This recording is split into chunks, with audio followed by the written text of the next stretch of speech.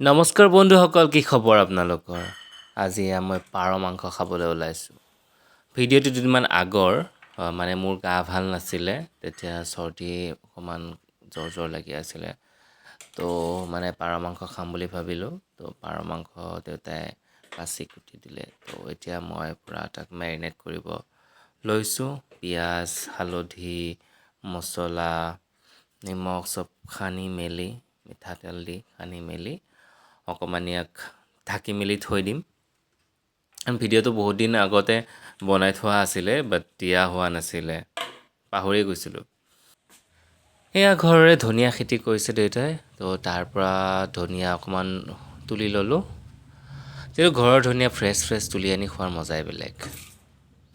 আৰু এয়া কেৰাহী পাতি অইল দি দিলোঁ, কাৰণ মই বহুত বেছি অইল নাখাওঁ। বাকী আৰু এইবোৰ আৰু সকলোৱে বনাব জানেই পাৰ মাংস, মইনো কি ক'ম। ৰেচিপি দিবলৈ অহা নাই, জাষ্ট নৰ্মেলি এনেই ভিডিঅ'টো দিছোঁ আৰু। কোনোবাই নাভাবিব যে মই পাৰ মাংসৰ ৰেচিপি দি আছোঁ। পাৰ মাংসৰ ৰেচিপি দিয়া নাই একচুৱেলি। এনেই মন যায় কেতিয়াবা ভিডিঅ' দিবৰ কাৰণে, তো দিলোঁ আৰু অকণমান আপোনালোকক দেখুৱালোঁ মইনো কি কৰি থাকোঁ ঘৰত থাকিলে। তো এইবোৰেই আৰু। এয়া পাৰ মাংস এতিয়া ভাজিম এতিয়া। মই পাৰ মাংস ভাল পাওঁ, মানে ছাগলী মাংস ইমান ভাল নাপাওঁ, পাৰ মাংস, মুৰ্গী মাংস এইবোৰ ভাল পাওঁ।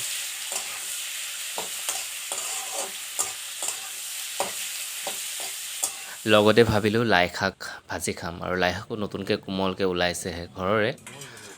ছিঙি আনিলোঁ অকণমান, আৰু মই কিন্তু লাই শাক মিহি মিহিকৈ কুটি ভাল নাপাওঁ, কুটি খাই ভাল নাপাওঁ। এতিয়া যিহেতু কোমল আছে, এনেকৈ হাতেৰে মোহাৰি এনেকৈ ছিঙি দিওঁ, মানে মিহি মিহিকৈ নুকুটো, তেনেকৈ ভাল লাগে মোৰ।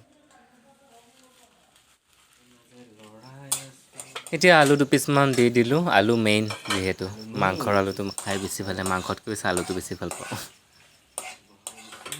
এইফালে আন এটা কেৰাহী পাতি দিলোঁ, আৰু ইয়াতে শাকখিনি ভাজি দিম।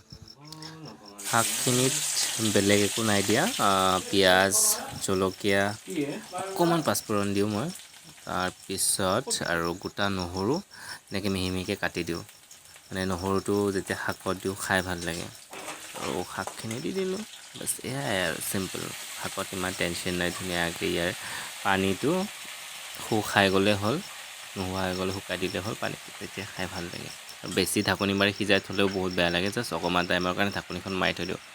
অকণমান কেচকেচীয়া হৈ থাকিলে শাকটো খাই ভাল লাগে।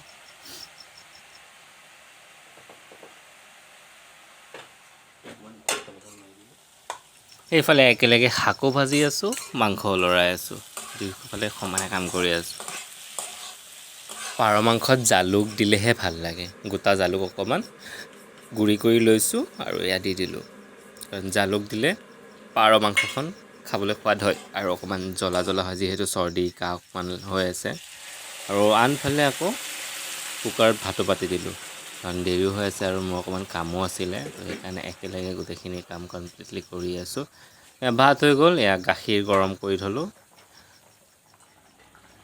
এয়া হৈ গ'ল অলম'ষ্ট। মাংসত এতিয়া অকণমান ধনিয়া কাটি দিম, তাৰপিছত হৈ গ'ল, আৰু এতিয়া খোৱাহে কথা। মোৰ ভিডিঅ'বোৰ ইমান বেছি ভাল নহয় জানো বাৰু মই, তথাপিও জনাবচোন কেনেকুৱা পায় আপোনালোকে মোৰ ভিডিঅ'। আজিলৈ আহিছোঁ, ধন্যবাদ।